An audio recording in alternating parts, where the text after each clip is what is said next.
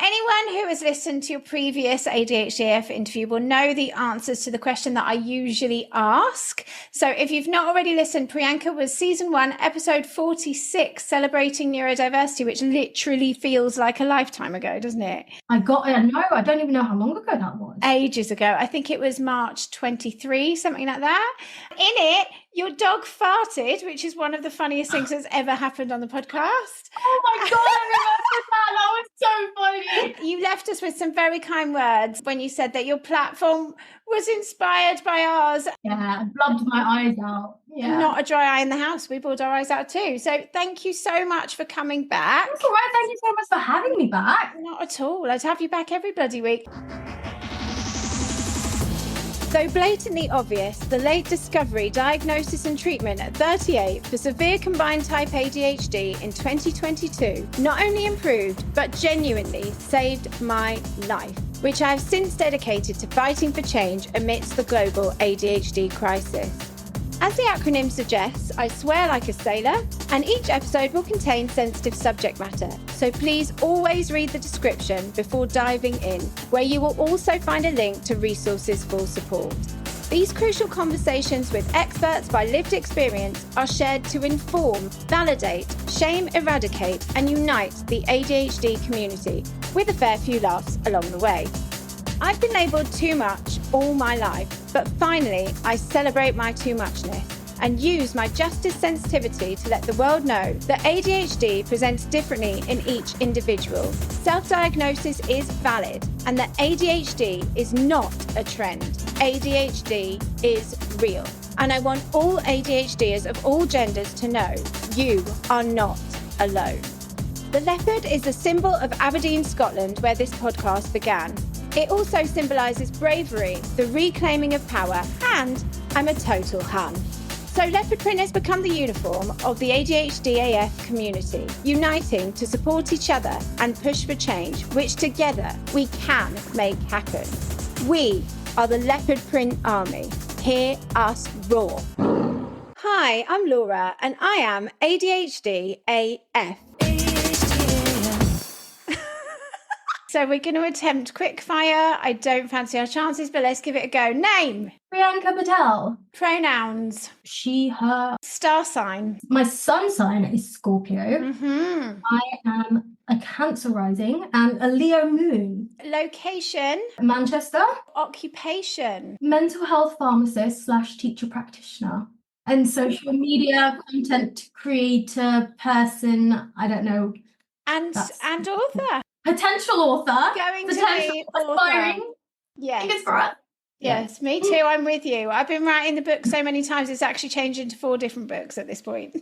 Oh my God, I know. I literally have about 10 potential book ideas that have come from this one book.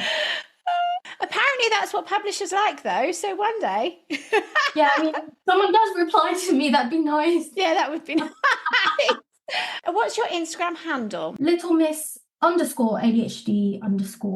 Wonderful. And your favourite film? The Heat. Oh, I don't think... You know, with Sandra Bullock and Melissa McCarthy. Yeah. Oh my God, that film literally is just, it's so good. Favourite animal? Do you know what? I really like lionesses. I like lionesses. Oh, yes. Yeah. That'll be the Leo in you. Planning, love it or loathe it? Loathe? Is that even a question? Well, some people love it, not me, but yeah. Oh God, no. So your ADHD diagnosis status? Yeah, diagnosed combined ADHD. Yeah. Early or late? Late. And was it easy or traumatic? Traumatic. Tell the listeners a bit about your platform and all of the work that you do. I got diagnosed with ADHD end of 2022, so I was 27. And the reason why I ended up thinking, oh, do I have ADHD, was actually because of a TikTok video. Mm-hmm. So that is what led me to go and do loads of research for like months and months. Because I work as a pharmacist, I know what resources and information is like accurate and, you know, appropriate to use. So I knew that I was looking at resources that were correct. I also spoke to some consultants kind of like on an informal sort of basis as well from work, just to kind of get a gauge of things. And I was very certain that I was showing symptoms of ADHD. But then, as I think a lot of particularly women as well, I probably can relate to, is there was a lot of dismissal. I think it was my fourth GP that actually finally listened to me, and it was because I was just like having a huge meltdown. I was like, I'm not leaving until you refer me, because if you don't refer me, you need to tell me why. So finally she did refer me. And then again, a very traumatic process in trying to get the diagnosis. Ended up getting diagnosed. And then I thought, you know what? That one video changed my life. Absolutely. You know, if I hadn't seen that one video, I don't even know if I would have been diagnosed by now. And, you know, that's what led me to then make some of these videos on TikTok and stuff. So, you know, I didn't intend to actually try and build up a platform. That wasn't my initial goal. I was just making videos because I thought, you know what, someone might see it and it might help someone, you know. And then I thought, oh, I'm a pharmacist, you know, I might be able to help people with some other like clinical or, you know, medical information, so they can understand things in a way that when you're neurodiverse, you know, we kind of communicate and understand things in a different way. So for me to be able to actually, you know, give out information in a way that, you know, people like me can understand, I thought that would just be great. Next thing you know, it's just blown up, and I didn't really know how to handle it, because, you know, it was overwhelming, but in a good way. Like, I had people messaging me telling me like what a difference I'd made and how much help. It was just amazing to know that like, you know, little me was there doing something to help. Like, even just one person would have, like, I would have been happy. But to know that there was, you know, so many people who were finding it beneficial, that's what then made me want to just continue. Thanks to you and Dawn, oh, God knows how long ago, you know, I listened to your podcast when it was just, you know, in the ground, kind of rising up, you know. It was very new then. And, you know, I was listening to both of you before I'd even tried to seek diagnosis, you know, because I thought it'd be nice just to listen. And I remembered I was just like, oh my God, I love these two. Like, they're so relatable, and they just make me feel a little bit less messy to, you know, be able to go on your guys' podcast. You know, I sounded like a bit dramatic, but it's like, you know, when you meet your heroes, you know, that's what it felt like. Yeah, don't do that. They're really annoying. No, they do not live up to expectation. So yeah, that's kind of what's happened. You know, it's led to some incredible opportunities. Like, you know, I've spoken at medical conferences. You know, I've pursued research and trying to help change some of the you know, the treatment guidance for ADHD, because, you know what, it was infuriating that when you look at everything to do with ADHD treatment and management, it's all based on clinical research that's all been done on little boys. And then they are, you know, giving that and using that information for fully grown women. And to me, it just did not make sense. We are not little men. We are completely different biological. I'm having a mind blank, but you know what I mean. Yeah. And I think it's so fantastic. We know that TikTok videos get a bad rep, you know, we can all make a joke and point at the things and hold up 5 fingers. And there are things that can be, or that have been criticized as being kind of blasé or misleading. But your case exactly, it just goes to show that these are introducing you to the door to then walk through, because we all know that you're going to hyper focus hard and do your own research and then from there potentially get diagnosed. And we know that self-diagnosis is also valid, and it has to be when you look at the statistics. 8 years, the BBC said in some places. I am literally in the last stages of completing my prescribing qualification. Amazing. So I can be a pharmacist prescriber. And then I want to start taking on and leading an ADHD women's clinic. If that doesn't work, but then also trying to incorporate a clinic that has patients with both ADHD and mental health problems, because that's such a big issue, that ADHD and mental health issues are treated separately when they come, you know, they influence each other so much. And if anything, in the guidance that the NHS use, it even says that a patient who has any mental health conditions, you know, they should be screened for ADHD, but we don't see that, you know. So it's really important that we're able to kind of bridge the two. So I'm hoping once I get my prescriber qualification that I'll be able to do that, because it's just, I just really, really want to help people like myself, but then also people that just, we feel so misunderstood. And I know personally, if I was there with a clinician that, you know, had the condition, firsthand knows it, understands it, that has the clinical knowledge and expertise to help me, to me, I'd be like, don't leave me. You know? It's so funny to hear you say when you're like, little old me, because you are an absolute fucking badass. I really I'm going to tell the story. We're going to tell the ridiculous story. But we're not going to name names because we probably get in trouble. Do you know what? It's so funny. The other day I was thinking about it and I was like, what happened to that? Like, nothing happened. We got screwed over by a major publication. But Priyanka went full hardcore, like Powerpuff Girls on them. And suffice to say, a documentary which was released on this major platform, whose name we shall not mention, in which we were literally pitted against each other, as if we were enemies, having just literally spoken to you and actually friends. And not to mention that when they decided to say that I was a pharmacist, they just so happened to put a video of me dancing and twerking. They literally made us look like fools because they said about me, they've got a clip of me saying, we don't really do TikTok, and then use the clip from one TikTok video that I made once. It's just like, why do you hate us? Why are you trying to make us look bad? And then you had two clever men saying clever things while us hysterical women... Oh yeah, sitting on their fancy chairs, like, all official, and oh god, it was so good though because Priyanka sorted them right out. And after, don't mess with me. You don't want to mess with ADHD anger, especially with me. I was contacting friends who were lawyers. I was picking apart the contract. I was like, no, this is not on. And poor Laura, you were on holiday for your birthday or something. So what happened was we just finished the Too Much tour, right? Literally just finished. And we were flying home. And that morning, the bloody, or the day before, the ridiculous Panorama came out. So that was like so gut-wrenching to finish the tour, having done so much. Bang, smacked in the face with a Panorama, get to the airport like, oh, it's out, go to look at it, and just, our jaws just dropped. I just started howling. I was crying my eyes out in like, whichever, I think it was Gatwick Airport, to fly back to Aberdeen, having done this amazing like 16-day tour, just like, well, what was the fucking point? Everything's fucked. And then you're just like, right, I'm on it. I've got a friend who's a lawyer. We're going to sort them out. Honestly, I was not having any of it. Like, you were so stressed, and I was like, leave it with me.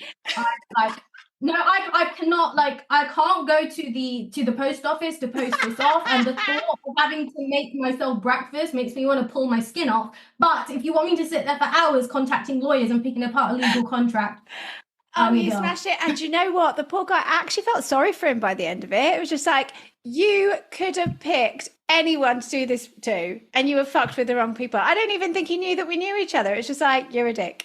No, he wasn't a dick. He was a nice man. It was a really dick move. And in hindsight, I genuinely don't think he realised what he'd done. Yeah, I think he was a bit, I don't even know if ignorant is the right way. I think he just really wasn't, I don't think, when you're just so kind of conditioned to certain things. Yeah, like privilege and entitlement. He's just he just had no... Probably didn't realise. Yeah. But yeah, like I said, it was... But yeah, nothing ever happened of that. Nothing. I completely forgot about it. And I remember, when you just randomly think about things, I remember I was sitting there washing up, and then I was like, oh my God, whatever happened to that? Yeah. What happened to that documentary? It's so funny because we had two people come to approach us about documentaries, and neither of them came to fruition, and it was quite what's the word, like demoralizing, because you're like, I didn't even fucking ask for this, you put this on my plate, got me all excited, and then what happened? I know there's been 3 occasions where I've put so much effort and time into doing an interview, speaking and things like that, and then it just doesn't go. So now I'm like, I'm just not doing any of these things unless it's like something that can assure me that this is going to get in production and stuff, because it's not nice, because it also, then we're so used to our voices being muted and not listened to, and that just further just adds to it. And they got that RSD, and it's like, oh my God, why don't they want me on there? Like, I think it's such a funny thing though, isn't it? Because that's the whole point. Like, in everything here on ADHD AF, I always wanted to unite community on all levels. So the people that are on the podcast, to their followers, to connect with all the followers, because that's the point, is we're stronger together. So I just love it. It was just like, no, you idiot. Like, we're in this together. We're actually... But anyway, as much as I wouldn't ever want anyone else to be in that position with me, it was nice that it wasn't, we weren't alone. yeah, And like completely. all three of us were just like, what is this? And the funniest thing was, I was as ever talking so fucking much, and then I was cut for most of it. It's just like I barely said 2 words. It's just like, you literally don't want me to say anything, do you? It was filmed for maybe, there was about at least an hour and a half worth of footage. And I spoke at least half an hour about all the research I was doing. Yeah, Did nothing. that get put in? But here she is twerking. Yeah, that was put in. Oh my God, I think we could just sit here and rant and rave about that so long. But we shouldn't. Let's move on. I have asked you this previously, but I'm intrigued to hear if 19 months on it's any different. So as we said, self-diagnosis is valid, but one of the main points of this podcast is to push for systemic change so that we can access life-changing diagnosis and treatment. Now, obviously, you've said you want to be a prescriber. You want to start this place where people can be assessed for both, because mental health conditions go hand in hand. But if you could look at, say, the NHS system as it is right now, with all of these people waiting, and you could just wave a magic wand right now and money wasn't an option, what would you do? What do you think would be the most straightforward way to shorten these queues and get people the help they need? So before I start and, kind of speak about my recommendations or, some insights to do with ADHD services, NHS, my role as a pharmacist, etc., this is purely just meant to be for medical information purposes. Please do not take anything I say as sort of direct medical advice.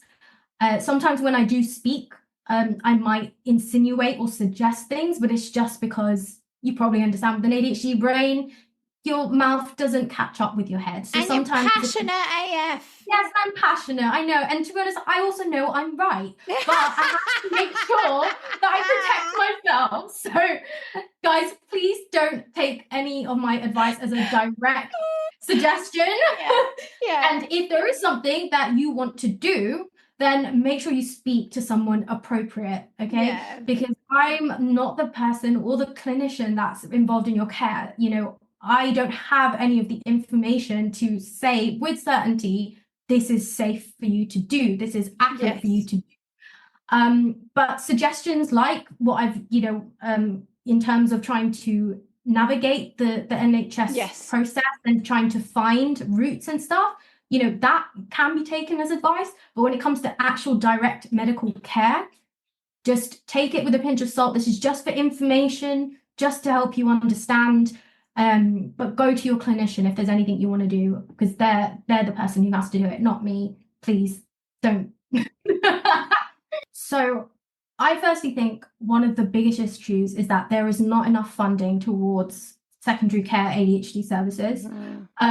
They just do not have enough consultants, enough staff. So whilst these waits are ridiculous, I've firsthand seen how hard they are working. And also because it's such a complex condition and there's so much that needs to be done when it goes through the assessment, like a proper thorough assessment takes at least 2 consultations, and that's not even including all of the other stuff that needs to be done by the consultant, so they're working their socks off, and they can't do anything more. So the issue is, like, I think we are at a stage now where we are starting to see some really great change with getting these referrals done now. It's not, I think, compared to perhaps when it was like 2-3 years ago, when it was a lot harder, we are seeing, greater awareness, particularly with identifying someone who needs to be referred. But it's like, what do you do when, everyone's just, it's like, for example, I don't know if, like, imagine everyone's trying to get through like one lane, right? And then it's like 10 lanes all trying to merge in, the more lanes you add to it, like, the more congested it's going to get, and everyone's trying to get into that one lane, but that one lane can't get bigger. They can't do anything with that lane. So that's the situation we're in. So what do we do about all of this congestion going on here? So I personally think what is going to be, I think, helpful is they need to start within GPs, because they have other clinicians that are specialists with like diabetes or mental health or asthma, they could be nurses, pharmacists, other doctors, whatever. They need to start getting more clinicians that are specialized in ADHD and training them up. So these could be psychologists, they could be nurses, even pharmacists as well. And I think what they should be able to do is to be able to run through, because before you actually get to the assessment, they ask you to fill out this questionnaire, right? Mm-hmm. So they should be able to do that questionnaire with you, or you're able to do that questionnaire with them. And they should have the expertise to kind of say whether or not this is something that warrants a referral or specialist investigation. Yeah. Because that would then cut out a lot of patients, because everyone who's being referred is being referred by a GP who doesn't always or necessarily have the, the specialist knowledge to know if this is definitely something that would warrant ADHD. This isn't to put GPs down or anything like that. Like, they have to learn and know about so many things as a GP. But the fact that there is a specialist consultant and you have to do specialist training to specialize in ADHD treatment, it's there is a different type of training that needs to be done. So to have clinicians that are specialized in that, I think would help. Plus, they would know exactly what to put on the referral. The amount of time wasted from when the consultants go back to the GPs and they're like, this isn't in, that isn't in, you're missing this, we need more information, that would cut out so much faff, and it would just make communication so much easier, and they would know exactly what to put down and what to send. Do you not think, is there an argument for just training the GPs? No, I don't think so. No. Because they already have so much on their plate. They have so much to do. There is a lot that GPs need to kind of do within their role as a GP, which is why within the last 5 years, you're probably noticing that when you do go to the GP, sometimes you see a nurse or you see a pharmacist. You don't always see a GP, and it's because they're trying to lessen the load on GPs and trying to utilize the skills of other clinicians, and that's a great way for the NHS to work. Like, I'm all for, and it's called multidisciplinary teams or something like that. Just because you're not seeing a GP doesn't mean that whoever you're seeing isn't qualified to help you. So I think GPs already have so much on their plate, but if they also do want to take it on, that's entirely up to them. But realistically, you're not going to have every single GP be willing to do that. But also the reason why I'm suggesting you should have more specialists to do this is because whilst then the patient is waiting for that referral, right? They have a bit of clarity. Now, this is where it gets a bit sticky, because on one hand, is it an official first diagnosis, or is it an indication, or because there's always going to be a chance that when the consultant actually does the assessment, even if that trained psychologist in ADHD thought the patient had ADHD, they don't end up being diagnosed, and it could lead to a lot of confusion for the patient.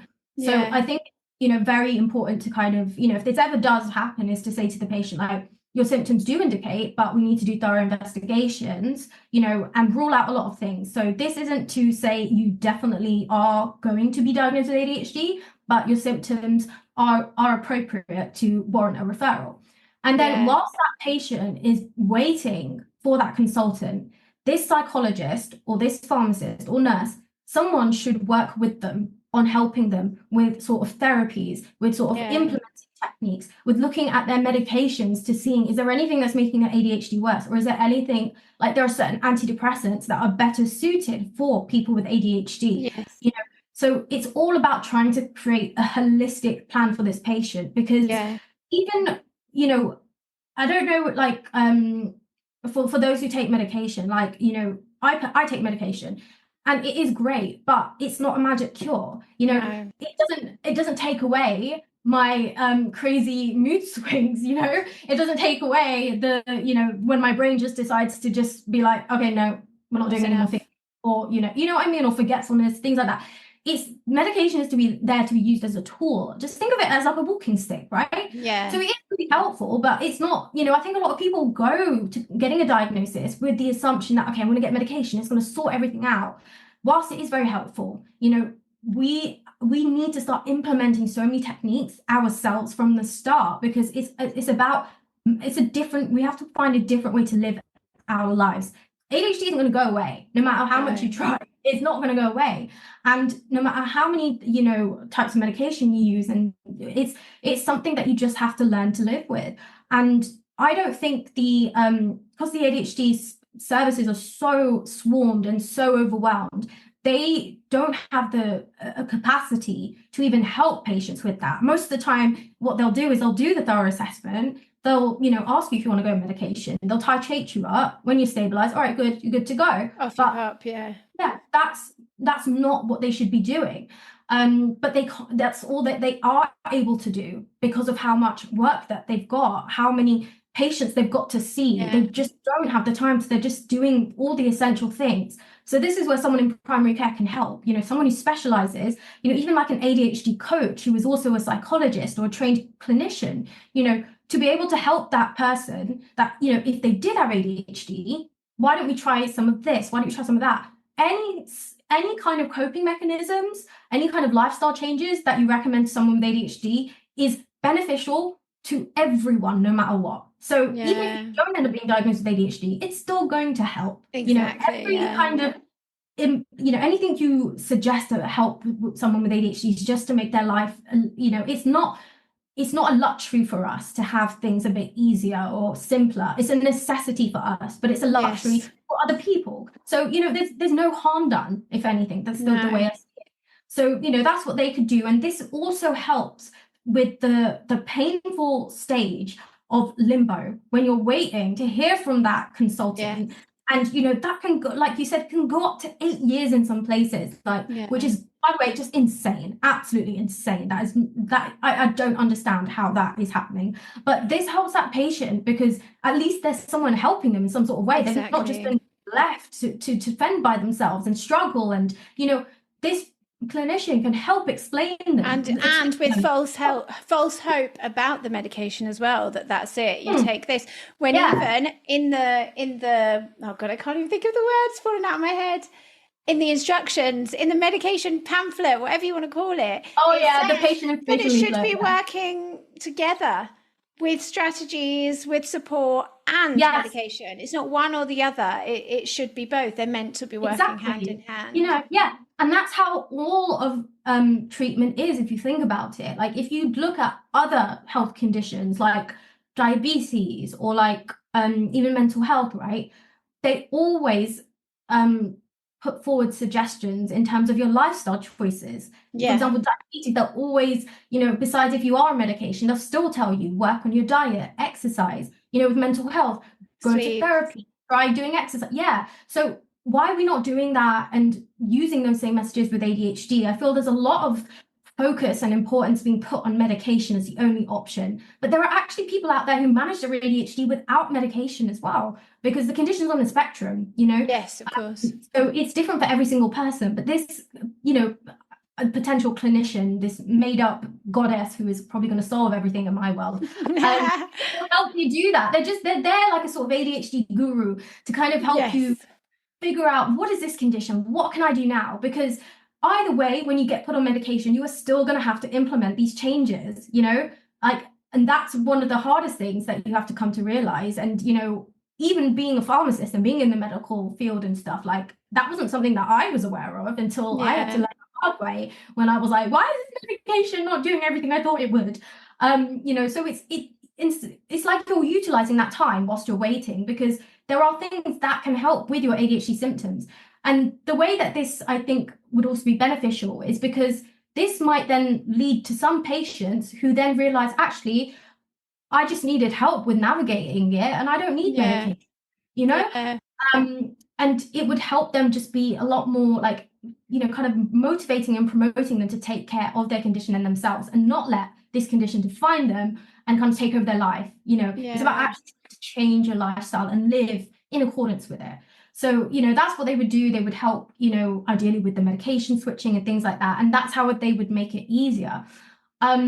And then the next thing is when you get to secondary care, that's where I think, hopefully clinicians like myself, who are pharmacist prescribers, nurse prescribers, have a lot more of them trained up to be specializing in ADHD. And then what they're able to do is they're able to take over the titration, because the consultant, I think, is probably the best person to do the diagnosis. And there are like advanced practitioner pharmacists and nurses who also might be skilled to do that. But when we are looking kind of in the short term, it takes a lot of training to get to that stage as well. And so the consultant would be the one to do the assessments, to do the diagnosis.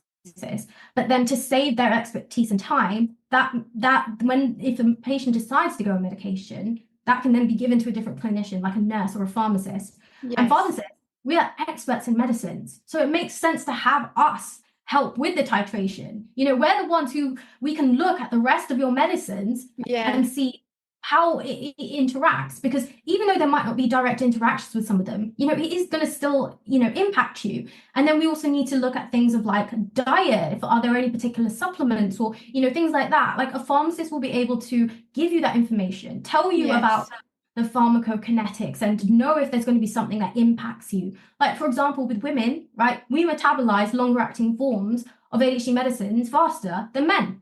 And I am living proof of it as well, because I'm on Elvance, and it wears off at like 2 p.m. for me all the time. So I take Elvance and then I take a top up, short acting in the afternoon, and that works amazing for me. Yes. And that's what, you want to be able to have a clinician to do. And, I was the one who actually proposed that to my consultant. And I was like, look, I want you to try this. Here are the clinical papers that support it. Here is the interaction. This is the dose, because I did all my research. But this is what I'm saying. And this is why you want to have, I'm not saying that pharmacists are better than consultants in any way. I'm just saying that you might as well utilize other clinicians. Yes, absolutely. Yeah, and so that then would ease a lot of the time from the consultant. Yeah. Then they can do more diagnosis, take on more patients.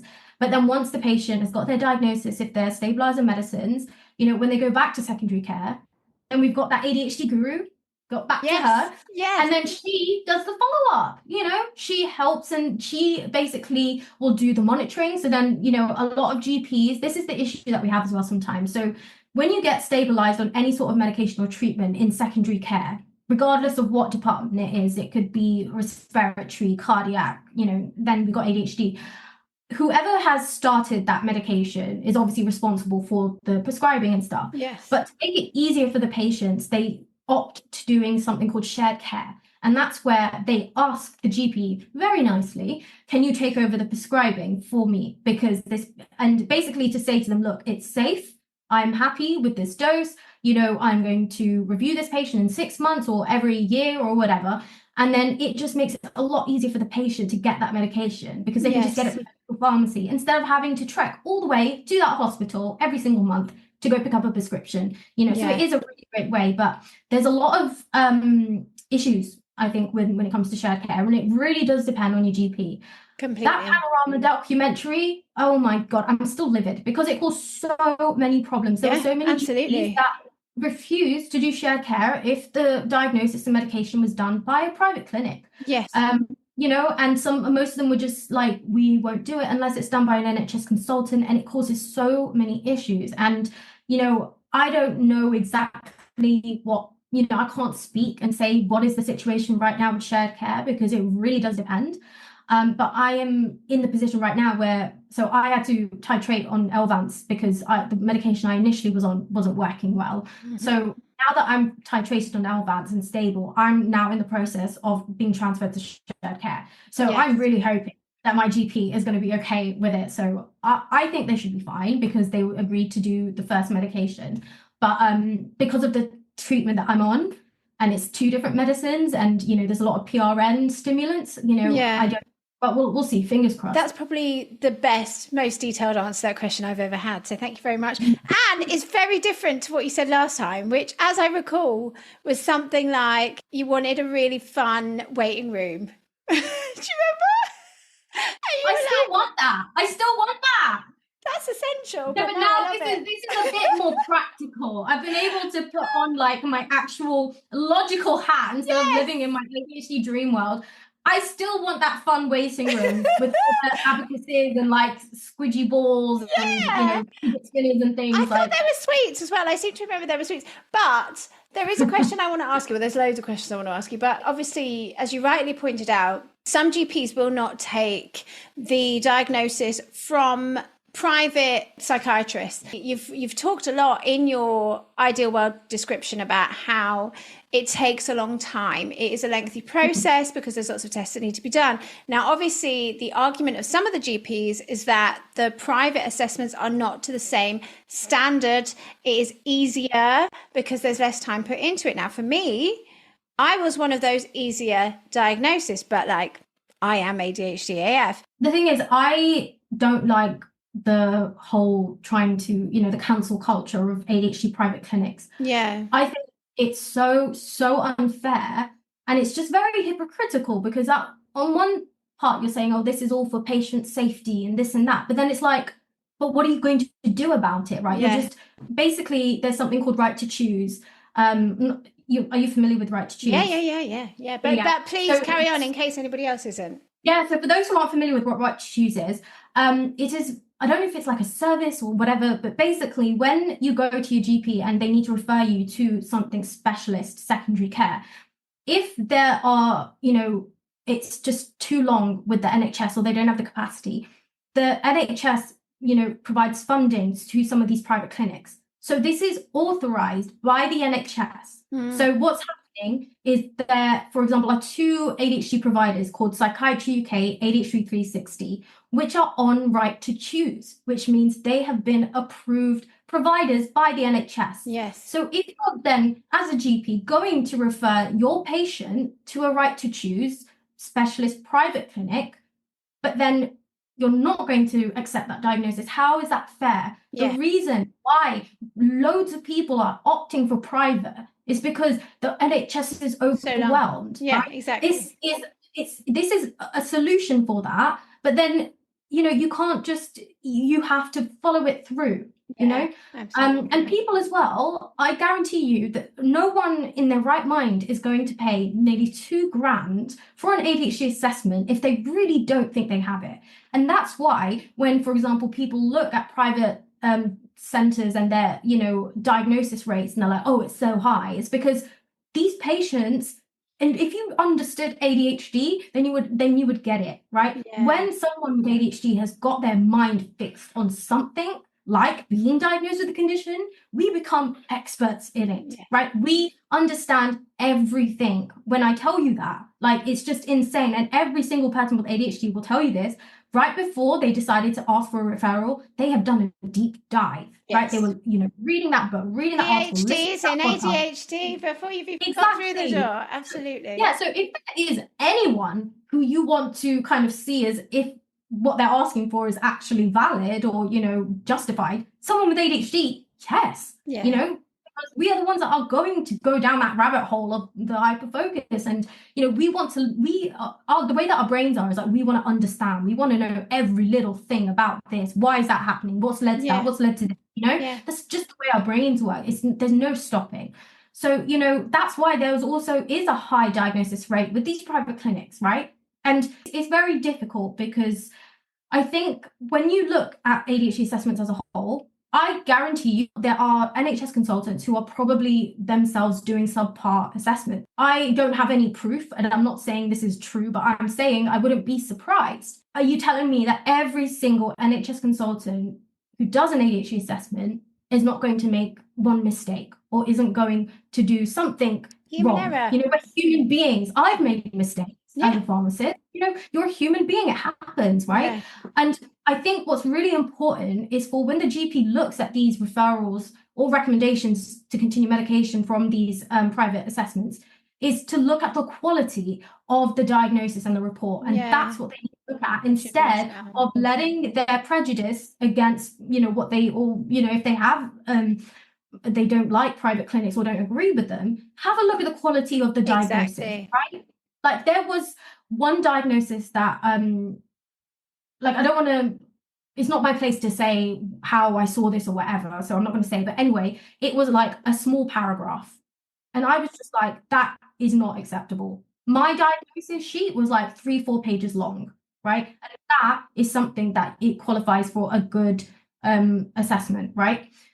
I think a potential way around this is having a sort of system where if there is a GP or someone that isn't happy, to have a consultant, maybe just have a second opinion. So there's some big people called the CQC, right? They're the ones who regulate all of these medical establishments. They're the ones who they will do surprise visits, make sure that you're adhering to the NHS framework, make sure you're doing everything legally, correctly, safely. All of these private clinics are also regulated. Sorry, I had a mind blank. Yeah. They're also regulated by the CQC. So if the CQC is happy with their service, With their standards, yeah. they've got That's a good it. rating. Yeah. Like, what difference does it make if it's an NHS or if it's private? If they're still giving good quality care that's clinically safe and accurate, what difference does it make that they're private? You know? Absolutely. So I think, you know, it is also about, it depends on the GP, because some GPs who have been working in the field a very long time, you know, they practice in a very different way compared to some of the GPs now. I think we are seeing a lot more GPs that are very open-minded at the moment, that aren't very dismissive.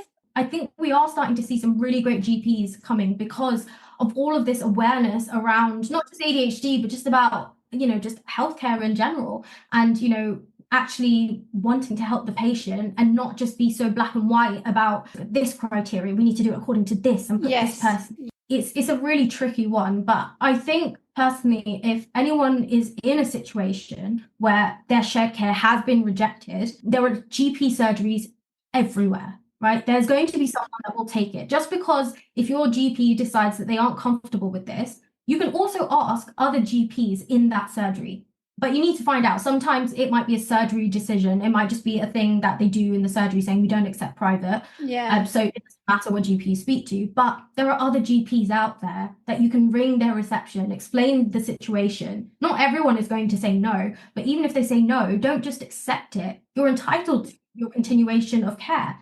And also, if they say no, make sure you have it in writing to understand why.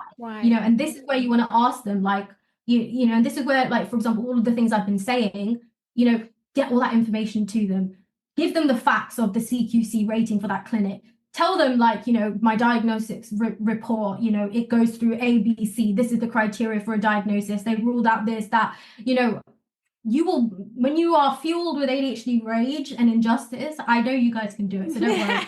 But, you will find another GP that takes it. So, you know, don't lose heart over it, because there is going to be someone. And I've also found that if you politely hassle, and this is the best way to put it, politely hassle, sometimes you do get listened to. And, you know, because at the end, this is something my dad told me, you know, it's like, people want an easy life. If you're going to be there to make life difficult, they will do whatever it is to make their life easy. And sometimes it might be giving into your needs. But take that with a pinch of salt, guys. I don't want you guys to be doing, like, unethical things out there. I'm saying to do in terms of advocating for yourself. Yes, absolutely. Do you know what, though?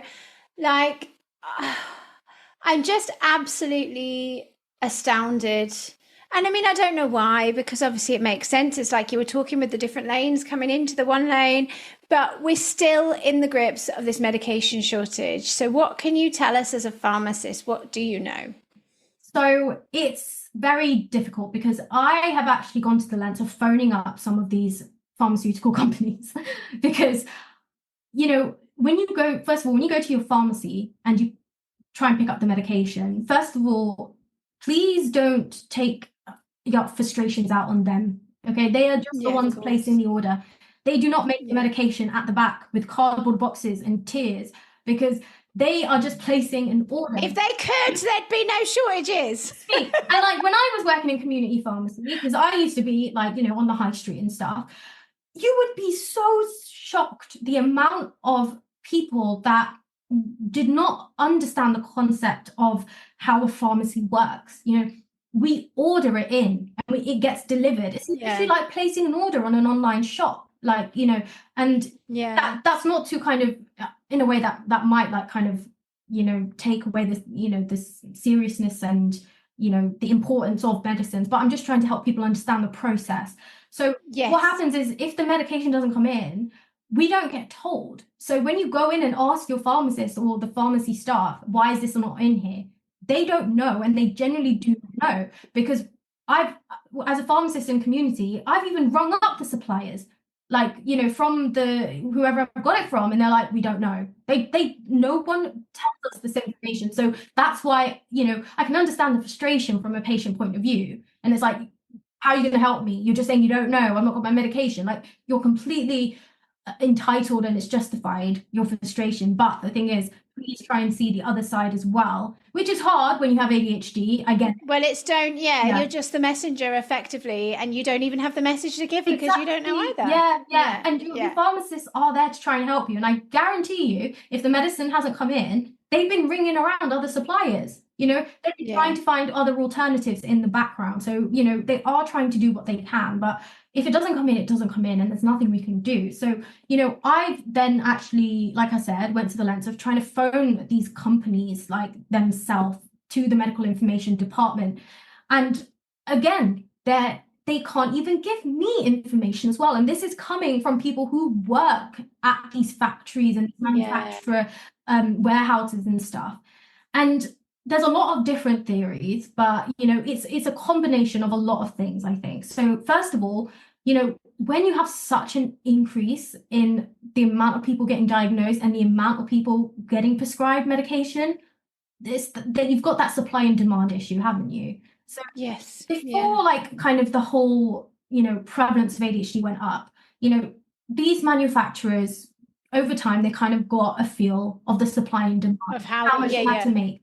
But then out of nowhere, it's all shot up, and they're there trying to scramble everything, all the resources, money, stuff. Like, you know, you have to also think about, like, if you're going back there and trying to figure out what to do. Like, actually, a good example would be, I don't know if anyone's watched Big Bang Theory, but have you watched Big Bang Theory, Laura? You know that episode, Penny and the Penny Blossoms? No, I haven't seen that one. So basically, there's an episode where Penny is deciding to make these little penny blossoms, like a little flower thing, right?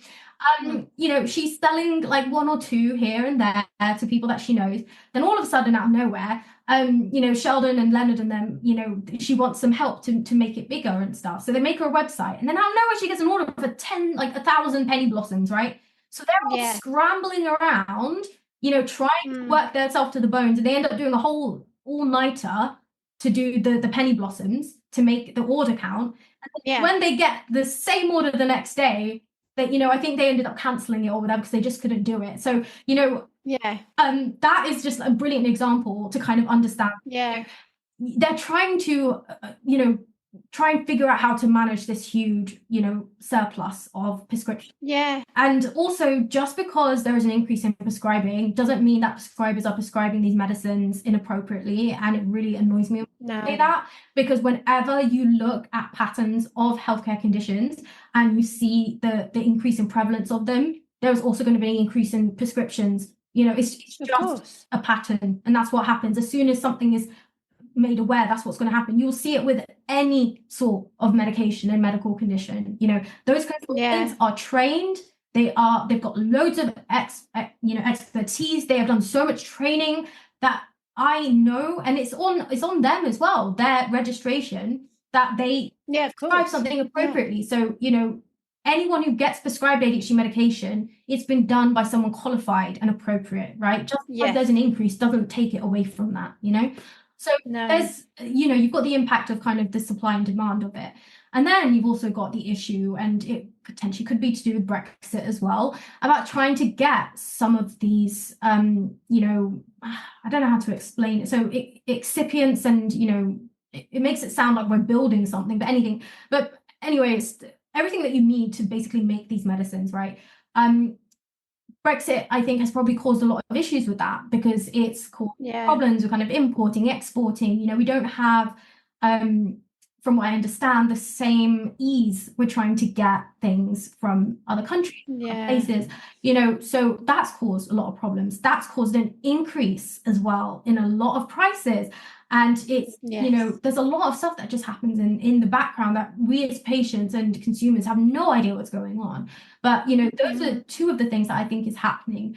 The perfect storm. And then the other thing, which also makes it difficult, is Elvance is still under patent in England. So for those who don't understand what a patent is, it's basically a sort of kind of protective, like, you know, I'd like to say it's like a little protective, like a label. So it basically means when you put a new drug on the market, you can patent it, which means no other manufacturing company, pharmaceutical company can make that medicine. It's illegal if they do that. So this patent is there to protect them. So that means that medicine is basically one of its own. You can only get it from that manufacturer, only in that brand, and it ends up being very expensive.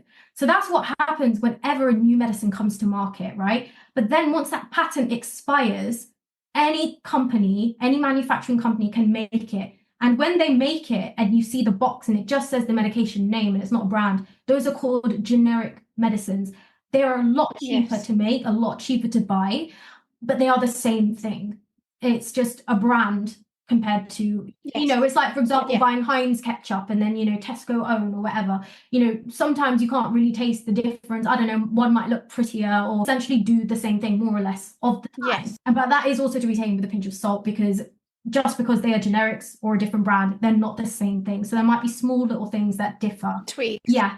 Most of the time, nothing that's important. So the patent for Elvance, which is lisdexamphetamine, actually expired in America earlier, I think in August, actually just gone. So that means now in America, they are able to make generic versions of Elvance. And that, I think, is going to make the medication shortage for Elvance specifically, it will be a lot easier in America, but I don't know how long the process takes to start making a generic medicine for the first time. I don't know that, but all I know is if you are like listening from America, that you are in a better position than us in the UK, because now they, you know, with how much you know, Elvance is a very, very great medication and it is prescribed, you know, a lot. So I guarantee you there are pharmaceutical companies jumping on that to try and make forms of it as well. So unfortunately in England, I think that patent for Elvance is lasting until 2028. So we still have about 4 more years, which means that if you're prescribed Elvance, you can only take Elvance. There is no generic form of it. There's nothing else. You know how sometimes when when you get a prescription for a medicine, they'll write down the medicine name, you know, even if the consultant writes lisdexamphetamine, you're still going to get Elvance. Elvance. Yeah, there's no other form of it. And that's what has made this stock issues such a problem, because Elvance is great. Like, I found it really helpful, and so do a lot of other patients. So when everyone is on that, and there's only one person, not one person, but one company making it, you know, of course there are going to be stock shortages. And it doesn't matter that there are only 2 licensed stimulants for ADHD, you know, and we only have 2 to pick from. So what's going to happen is when one goes out of stock, you know, according to NHS, the other, put them on the other one, but then the same thing happens with the other one. And then the patients who are maybe stabilized on methylphenidate, the other stimulant, when all of these Elvance patients are coming on methylphenidate, then these patients will on methylphenidate. Now their medicine's out of stock. And then, you know, we end up going back and forth. And it's so hard because there's no one can predict what happens in terms of, you know, how do we know if somebody's going to go out of stock? How do we know if this is going to go out of stock? No, it's so unpredictable. So, and it really, really doesn't help when it's with something like ADHD medication that has got extra precautions and regulations for it as well. But then it's also something that, you know, everyone is scrambling after this one brand. You know, we don't have anything else to choose from. So, you know, that's where, like, you know, if you are having issues with stock shortages, you know, it's just so sad that, you know, even myself back when I was having stock shortages before, like, you know, you're rationing your tablets, you know, or you're like picking and choosing the days where you can actually function, or like, you know, we should not have to do that, you know. And it's just, I think it's that perception of what ADHD medicine does. I don't know what it is and why some people think that it's like a party drug, because I'm sorry, if taking a medication to help me fill the dishwasher is a party drug, then yes, I'm taking a party drug. Do you know what I mean? Like, we're taking this medication to function, and it's not. And not to mention the fact that it's meant to be highly addictive, but none of us can remember. I was just about to say that. You know how, you know, I have to say about 3 reminders to take my medication in the morning, or like I purposely put my medication downstairs, so then I have no choice but to get out of my bed in the morning. I'm addicted to that. Do you honestly think that I go to those lengths? You know, the way I describe ADHD medication as well. So imagine like, and we can go into kind of like the functioning of ADHD briefly as well. Is like, imagine the functioning of someone normal is here, and for the obviously you're listening, but it's I'm putting my palm in front of my nose. The functioning of someone with ADHD is lower than that. So like my other palm is now by my chin. So when you take ADHD medication, this lifts the functioning to that, more or less, actually even lower, to be honest, of someone who doesn't have ADHD. So we can basically function to the same level as an average person. But what happens is when an average person takes ADHD medication, they go higher. And that's where there is the potential for abuse if it's not taken appropriately. And you know what? There are so many prescription medicines that have got risk of abuse. So many. But why do we never see anything to do with that? Like, do you know how many opiate prescriptions are given? But, no one talks about how many painkillers are being prescribed on a daily basis. No one talks about, the sleep medicines that are being prescribed on a regular daily basis. And, there's just so much hate, it seems, and negative stigma with ADHD medication. And it's like, do you guys not want us to just be happy? Like, function. First of all, you make it difficult to get the diagnosis, then you want to try and take it away. Now you're making it difficult with the medication. Like, just leave us alone, for the love of God. I know. What did we ever do for you? It's exhausting. Do you know, so earlier on you said that you were, sorry, my brain's just catching up now. So earlier on you said about how, for people that are waiting, they're in limbo. So similarly, for people that are unable to access their meds, you can look at the strategies and different things, and you can support yourself in that way. What do you do? Because we know that no two people with ADHD experience it the same way, and different things will work differently for different people. But what are your strategies? What helps you? So for me, it really does depend on, like I said, who you are as a patient. So again, guys, please don't take this as direct medical advice. This is just my experience as a pharmacist and knowledge, and this is my experience specifically. So when there were shortages with my Elvance, I got switched to a lower strength so I can make up the dose. But then also what is another option is when you take Elvance, it's actually metabolized into something called dexamphetamine and L-lysine. So L-lysine is like an amino acid. And what happens is this is how it enables Elvance to work and as a prolonged release medication, because no matter what you do to Elvance, if you crush it, mix it, try and alter with the capsule in any way, it will not make it will not absorb faster in your body. It's a fantastic kind of mechanism, because what happens is it goes through enzyme reactions in your blood. So the L-lysine amino acid can then kind of come off, and then the dexamphetamine is what has its effect. So that's why it's such a great medication. And that's why I find it insane that people are saying that we are abusing Elvance, when it's like, there is scientific information to prove that there is a very, very small chance of it being abused, because it's physically and scientifically not possible. So dexamphetamine is then essentially what has the effect on, helping alleviate some of your ADHD symptoms. And dexamphetamine comes itself as a generic medication. So for me, when I was on Elvance and I was struggling with the stock shortages, I was able to use the dexamphetamine instead as an option, or maybe take a lower dose of Elvance, top up with that, an extra tablet of that. Like, it's different. You really have to fiddle around with it. And it's very hard when you're in titration. It's not something you can do in titration. You have to be stabilized.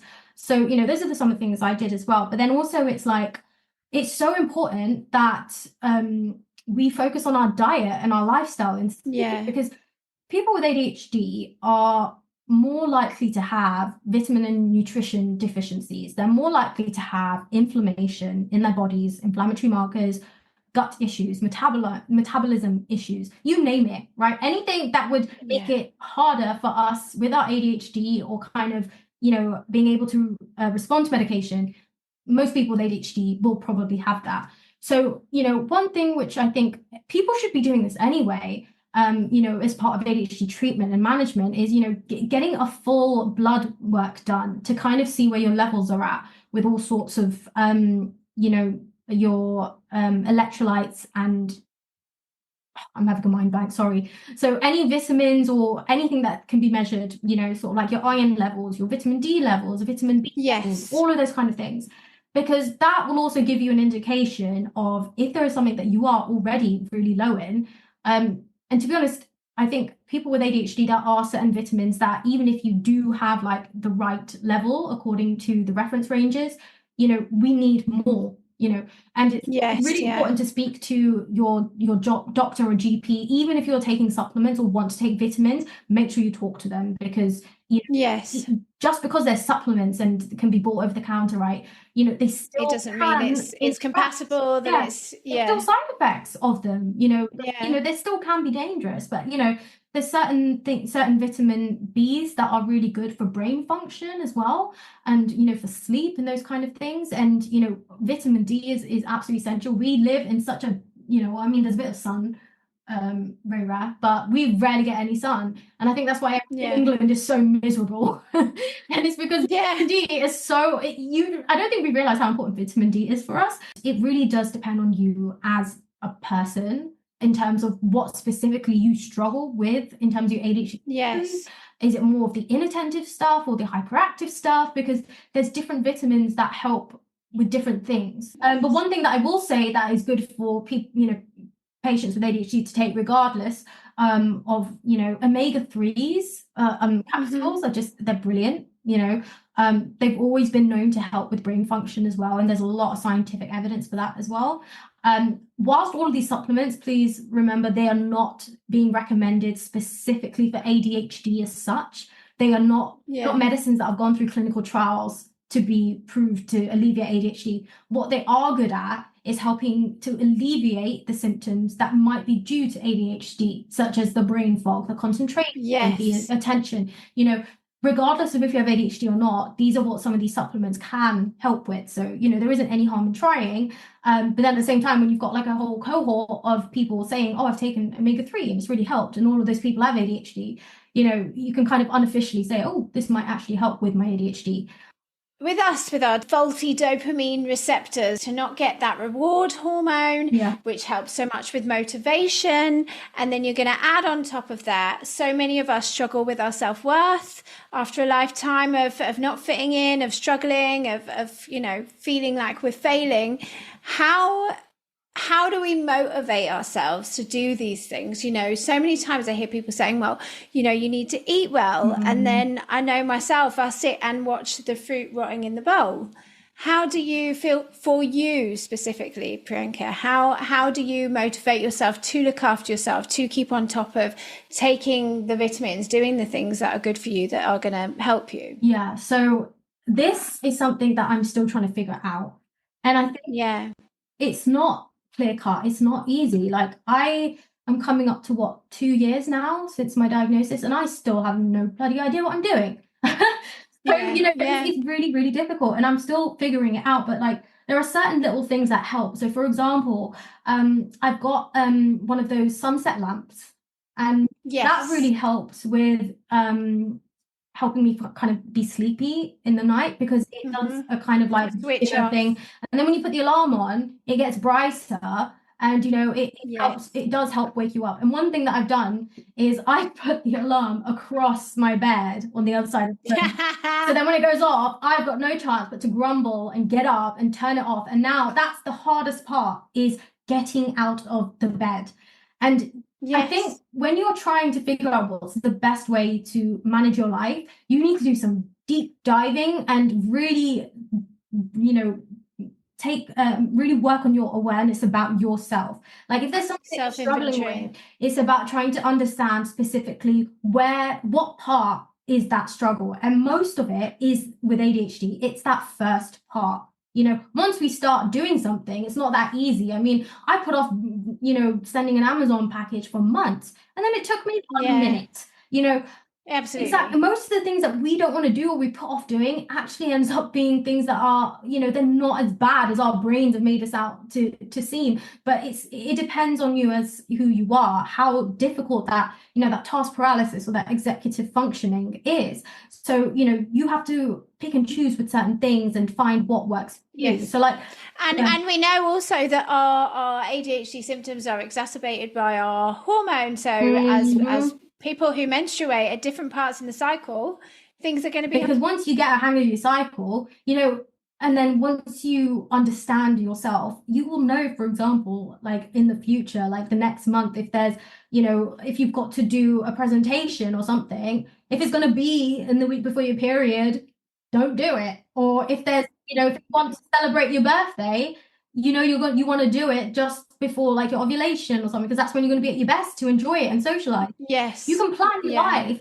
perfectly around, and then also be easier on yourself, because when you have ADHD, your periods are just awful. Like and then you're really up against it, and you cannot find the spoons to do anything. And you know what? You're allowed to have days where you're like, you know what? I can't do it. I literally cannot. Yeah. But it's a fine line between that and then just getting down that dark hole where it's like, I cannot do anything.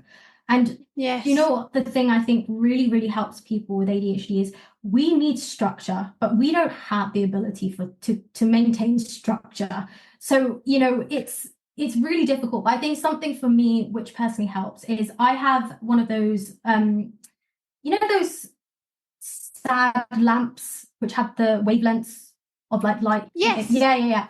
So those are actually really great. And there is scientific information to prove that it does help. But what I do every morning, regardless of what time I get up, is I will sit on my sofa and I will read for like half an hour, an hour in the morning with that lamp on. And what I think helps, if you tell yourself, I'm going to do something that I enjoy that helps keep me grounded first thing in the morning. For some people, it might be a run. For other people, it might be watching their favorite TV show. Other people, it might be spending ages baking a really nice breakfast. If you don't limit yourself to what you want to do, just you will know yourself what is something that helps you quieten your brain, that helps you kind of set yourself up for the day and feel a bit motivated, because when you have ADHD, right, you're so burnt out all the time, just go, and we're running from like waking up late and then going down and then this and that, and like we're just so high strung all the time, right? So we need to make sure, and it's so important to put that time in for yourself to help just ground yourself and stop like panicking and everything. And whilst it seems like in those moments it's so hard to do because your brain is like, no, I've got to do this, I've got to do that, I'm working up late, this and that, take it one step at a time, right? If you're waking up late, right, what can you do because of that? Like, that's why I put my alarm clock over the side, so then it stopped me from sleeping. Or have you got flexible working hours that if you do wake up maybe half an hour late, doesn't matter, you can just start and finish a little bit later. Like, find something which works for you. But I think one of the most important things which really helps me as well is to do something that you find enjoyable, that brings you a bit of peace first thing in the morning and straight before you go to bed, no matter what. And that is something that that is then the start of keeping that consistency, because it doesn't matter if you do like 10 minutes of reading or an hour of reading. The point is you are taking that time for yourself first thing. As long as that's all that matters. And you can switch it up. Who's saying like one day you can read, the next day you can go do like a full body workout at the gym. Like, the fact that you're doing something that brings you happiness and peace first thing in the morning and doing that consistently, then that is what helps. And it's I have to ask you though, are you actually tracking your cycle? Because I say I'm going to do it and I never do it. I do it. I actually do it. And what I do is I've also realized with myself, right? And this is what people need to know, is as soon as we tell ourselves or tell someone else, I'm going to do it, don't. Like, you are lying to yourself, and you are lying to yourself, and you are lying to other people, and your brain knows that you are lying to yourself. Like, your brain is just sitting there like, later, yeah, okay, right, that falls out. The moment you think that you have to do something, just do it. I'm telling you right now. And it really does. This is where I'm saying like awareness is so important, because if you're like in the middle of driving and you're suddenly like, oh, I've got to text that person, right? You're not going to go pick up your phone and then text them, right? Obviously, No. be sensible and think about where you are at the time. But if you're just chilling there watching TV and you think, oh, I was meant to put the washing on, go do it. And the reason I'm telling you, do it there and then. A, you're going to forget, 100% you're going to forget. But B, it's because your brain takes 5 seconds to talk you out of something. 5 seconds. And those 5 seconds are crucial, because once you go past that, that's when our brain is like, oh, I've got to go get the clothes. Oh, I've got to find the laundry tablets. I've got to put it in. I've got to split it up. Oh, I've got to put the clothes up. Like, those 5 seconds will stop you from doing that, because you just do it, right? Now. Yes, exactly. Yeah. And that's what's helped with my making sure I keep track of my cycle. Because what I've actually, and it's just about creating habits, because that really helps as well. So like, for example, when I go to bed and I put my sunset lamp on, I will sit there, and I've made it a routine now that every time I get into my bed, I sit there, I'll go onto my period tracking app and I will go and log all my symptoms, write a little note in my journal. But I've started to do that consistently every single night, that it just becomes second nature. The routine. Yeah, so that's what everyone, also helps, is like sometimes having something to signal you that you know that you're doing that. Because then it's second nature, you don't have to think about it. It's like, it just the repetition of it. But it's, I know, like, everything I'm saying, sometimes I really feel there are people listening to this just thinking like, oh, this girl does not know anything. It's not easy. I've tried this, I've tried that. Like, does she even know what she's talking about? And I agree with you. I completely agree with you. Like I said, it's been 2 years since my diagnosis. It's taken me a lot of trial and error. When I tell you I'm still in this stage right now where I still am struggling to cook myself a meal at times, I've got it all together, but these are just some things that the things that you have found useful. Little ones. Absolutely. Yeah. Right. I am going to wrap it up, because Priyanka, we could talk all night. Yeah. So what I'm going to ask you is one more thing, because I know we said if you say something, it doesn't necessarily mean you're going to do it, but you are going to do it. So tell me about the book right now. What are you doing? Yeah. Oh my God. I can't believe it. I actually forgot about it. But yes, I am thrilled, because I have nearly finished writing my first book. So, but when I read these books, I just find like I can't relate to any of these characters, right?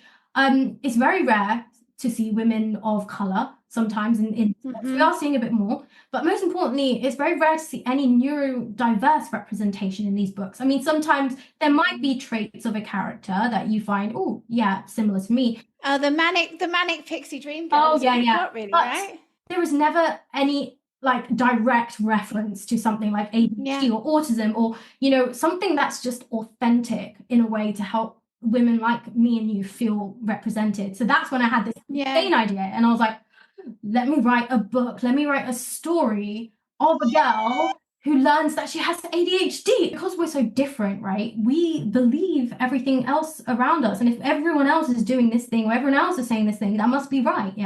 So we're and so we're gaslighting ourselves. So we're just the further abuse. These things. So there is aspects of that to kind of show how, when you're neurodiverse, particularly when you have ADHD and low self-esteem, how you are, more vulnerable to be gaslit by other people around you. Another thing which I thought was important was, about the impact of culture and color. So, yes, the main character Maya is from an Indian background. Obviously, it's because I am Indian myself, so that's the only perspective I can give.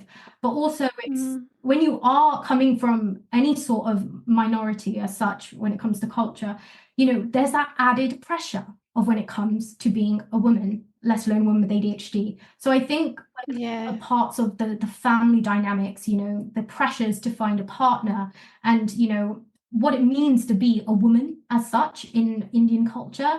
I think there are a lot of women of color who are, if they are neurodiverse as well, like they will be able to relate to it, because it's like a triple whammy if you're a woman of color. Yes. And I don't think there is any awareness about that, like, and that needs to be spoken about as well, because I think these kind of things are still kind of taboo in our culture.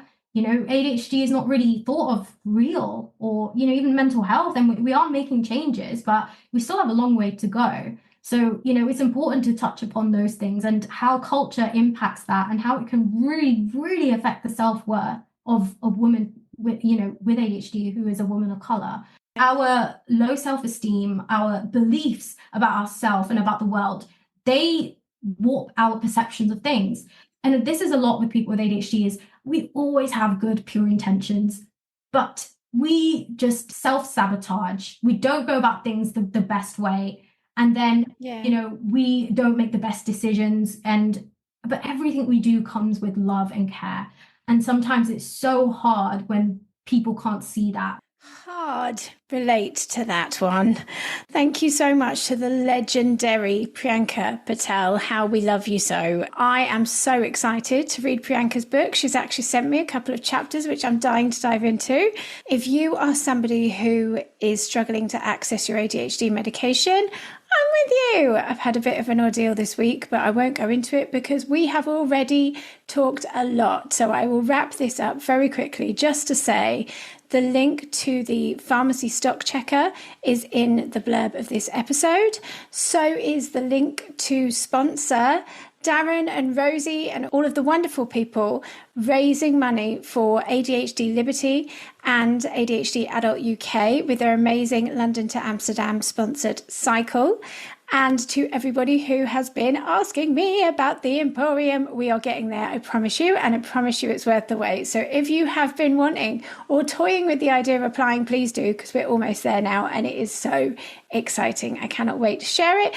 But the first stage of the Emporium is up with the wonderful merch collaboration, so go and check them out.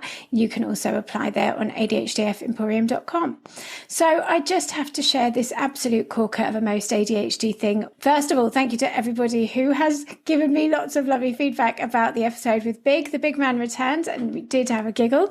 So thank you. If you haven't already listened, you can listen via the blurb in this episode also. But my most ADHD thing this week is so fitting. You absolutely couldn't write it. This is absolutely my ADHD in a nutshell. So I ended up staying with a friend because I couldn't access my ADHD medication. Happy accident, had a lovely time. We were snuggled up in bed, little impromptu slumber party, and she gets out her period checker app. And I was reminded of this conversation with Priyanka just a few days prior. So I was like, right, I'm going to do it. I'm going to do it right now. And then I was like, oh, hang on a minute. Actually, I think I've got a period tracker on my Fitbit app. I'm just going to go and look. So I go into my Fitbit app and I'm actually already tracking them. Absolutely on the nose to the day. So I have actually been tracking my periods for months, but forgot that I was doing it, so haven't been checking it. So there you go. That's my most ADHD thing of this week. Anyway, lovelies, thank you again to Priyanka. Thank you so much for listening. If you've enjoyed this episode, please do leave a review, hit those stars, share it with anyone and everyone, because all of those things will help raise ADHD awareness and let others like us know that they are not alone in their struggles and you are not alone in yours. If you would like to connect with like-minded legends, myself included, you can join the Patreon peer support community via the link in the blurb of this episode, or just come and have a follow on Insta at ADHDAF podcast. Please remember that self-diagnosis is valid. If you are on a waiting list, you are not alone. If you are considering getting diagnosed or have been diagnosed and the imposter syndrome has you, please know you're not alone in that either. That's really, really normal. And however things are with you right now, everything shifts and changes. Just like Priyanka's incredible suggestion for how to change the system has changed quite dramatically since March of last year. We change and we grow and things move forward. Nothing stays the same for long. So be kind to yourself and big love.